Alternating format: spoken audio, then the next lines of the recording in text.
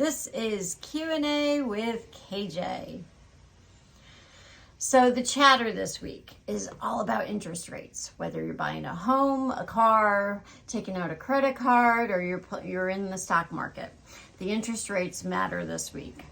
And I only thought it was relevant to pick out a question that I was asked, probably about 3 weeks ago by a buyer, an active current buyer.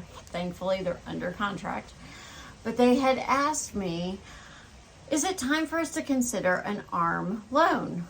And it's a good question. The first thing I think of when I think of an A.R.M loan is the bubble bursting. Now, you might not know what an A.R.M loan is, or you might have heard of it and just not quite sure the details. It's an adjustable rate mortgage. And what that means is that typically we usually take out a 15 or 30-year fixed rate mortgage so that interest rate doesn't change for the life of the mortgage. An adjustable one, it's a fixed rate for 3 years, 5 years, 10 years, whatever the terms you agree upon, and then it becomes adjustable. And it's adjustable according to the current market.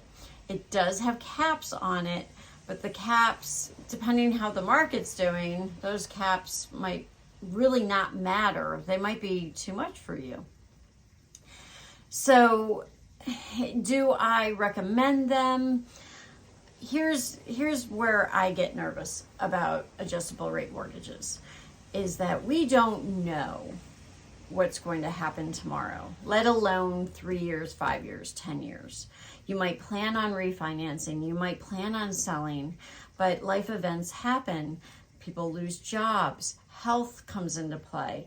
If something happens where you go in debt and you can't afford a mortgage anymore, or at least to apply for a new one, then you're not going to be able to refinance. And if you sell, where are you going to go? This is why people walked away from their homes after the bubble burst, because they could not afford those adjustable rates once they kicked in. Not all of them, but some of them. So I am not saying don't do it.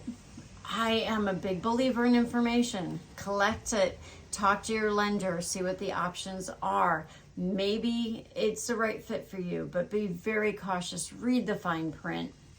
Make sure you play every scenario out with that lender to make sure that you have a backup plan. It is definitely riskier than a regular fixed FHA or conventional loan. That's what I got this week. Remember, I am always available for questions. I'm always available for coffee. And I hope you are well and safe, and I'll see you next week's Q&A.